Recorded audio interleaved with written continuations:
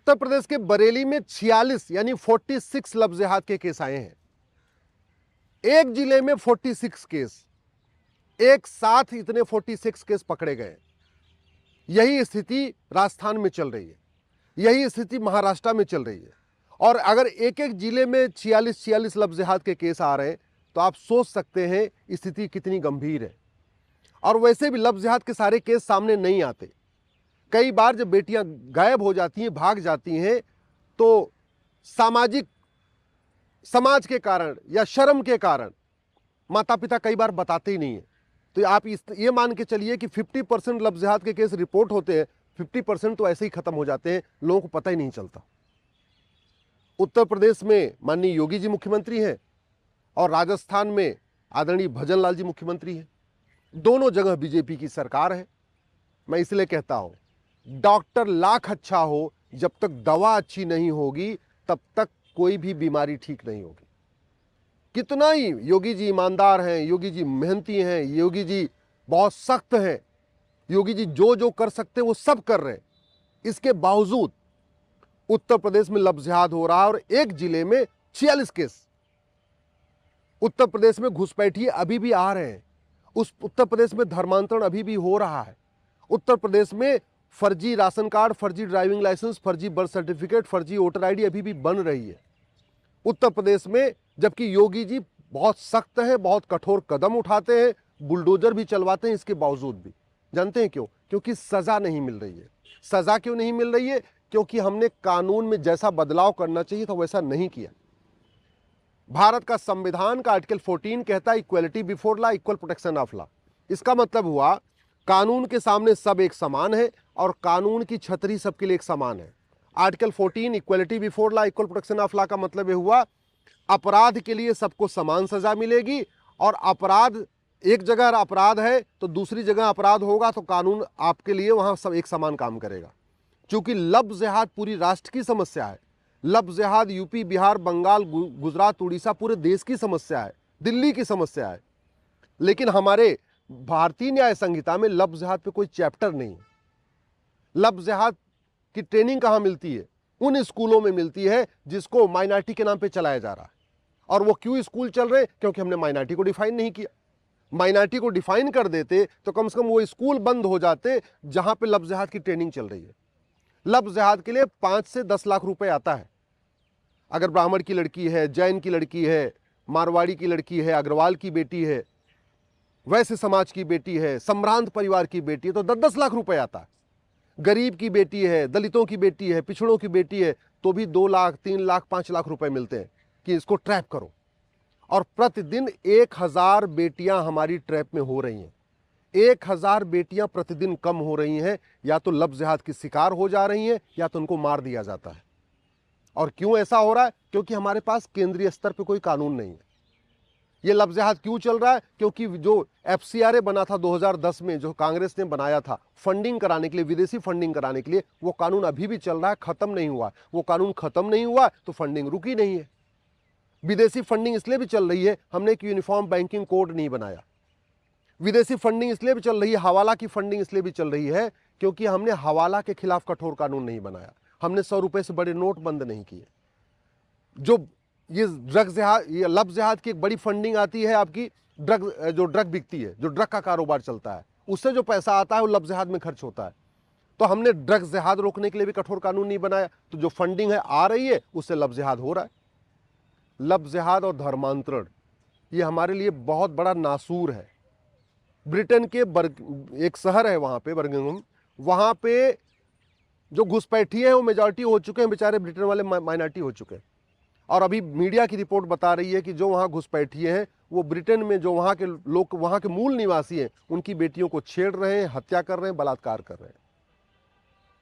अगर हम ये सोच के बैठे कि नहीं हिंदुस्तान तो 100 करोड़ हिंदू हैं, तो एक बार मैं बता दूं, अफगानिस्तान में पहले 100% हिंदू थे, पाकिस्तान में पहले 100% हिंदू थे, बांग्लादेश में पहले 100% हिंदू थे, मालदीव में पहले 100% हिंदू थे।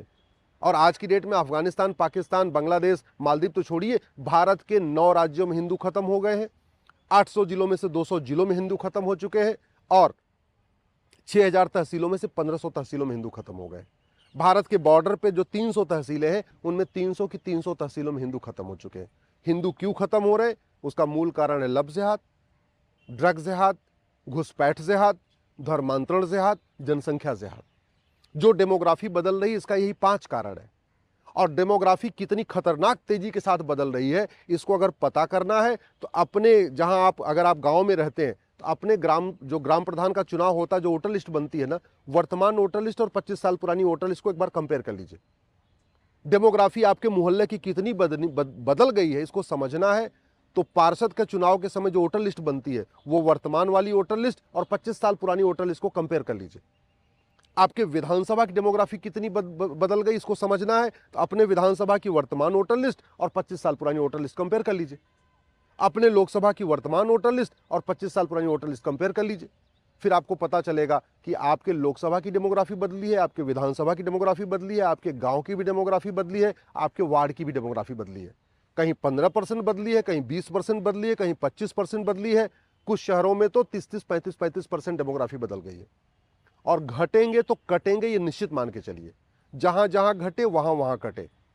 अफगानिस्तान, पाकिस्तान, बांग्लादेश, मालदीव में घटे तो कटे, कश्मीर में घटे तो कटे, भारत के 9 राज्यों में घटे तो कटे, भारत के 200 जिलों में घटे तो कटे, भारत के 6000 तहसीलों में घटे तो कटे, 6000 तहसील में से 1500 तहसीलों में घटे तो कटे। और घटने का कारण क्या है? लब जिहाद, ड्रग जिहाद, घुसपैठ जिहाद, धर्मांतरण जिहाद, जनसंख्या जिहाद। समाधान क्या है?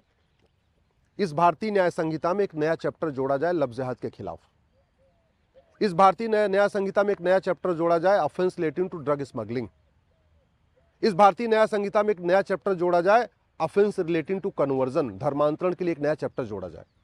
इस भारतीय न्याय संहिता में एक नया चैप्टर जोड़ा जाए ऑफेंस रिलेटिंग टू इन्फिल्ट्रेशन, घुसपैठ के लिए इसमें एक नया चैप्टर जोड़ा जाए।